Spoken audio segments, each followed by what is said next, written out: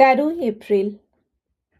প্রজ্ঞার জন্মস্থান অন্তর গভীরে, হইল জনম তোমার আত্মার স্বরূপে। নহ তুমি চিন্তা বিরচিত, স্বপ্নজাল কল্পনা গঠিত। ভগবৎ অগ্নিস্ফুলিঙ্গ তুমি, জনম রহস্য তোমার অতল গভীর। দৃষ্টিরূপে করো তুমি দ্রষ্টার হৃদয়ে প্রবেশ, কবির অন্তরে তুমি প্রেরণার সুধা সম। গায়কের কণ্ঠে তুমি অমৃত সঙ্গীত, প্রজ্ঞার পুণ্য ধারায় আমাদের সমগ্র স্বভাব ধৌত বিধৌত হইবে।